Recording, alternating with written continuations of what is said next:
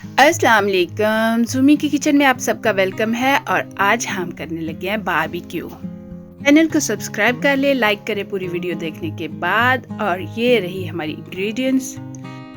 5 kg हमारा chicken है और बाकी उसके मसाला जाता है जैसे green chilli, garlic, ginger, cooking oil, yoghurt और टिक्का मसाला। ये सारी इंग्रेडिएंट्स हैं जो हम इसमें डाल के अच्छी तरह इसको मिक्स करेंगे। ये देखिए हमने गार्लिक जिंजर पेस्ट डाल दी है और अब हम डाल देंगे सब्ज मिर्चें भी।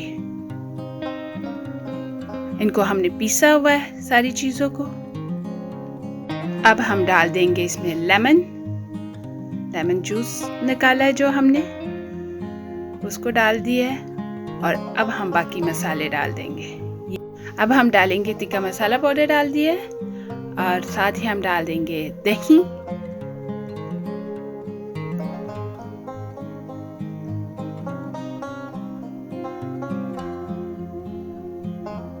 ये मैंने 4 खाने के बड़े चम्मच डाले हैं, लेकिन तकरीबन 1 कप बन जाता है ये। और ये हमने डाल दिया कुकिंग ऑयल। ऑयल जो है वो हमारे चिकन को बहुत सॉफ्ट रखेगा। और अब हम डालने वाले हैं अपने मसाला जात जैसे कि नमक, मिर्च, ये सारी चीज़ें डालेंगे हम। ये हमने नमक डाल दिया है।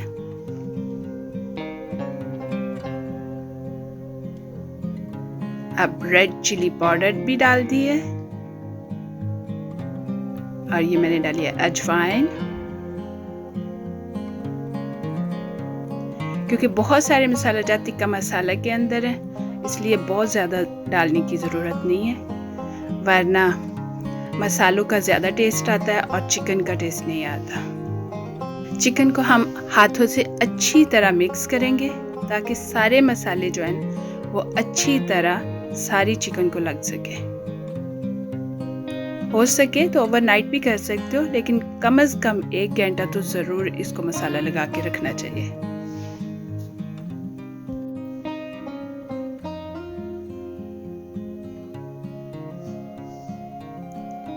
हमने अच्छी तरह मसाला लगा के 1 घंटे के लिए छोड़ दिया है और अब हम करेंगे तैयारी।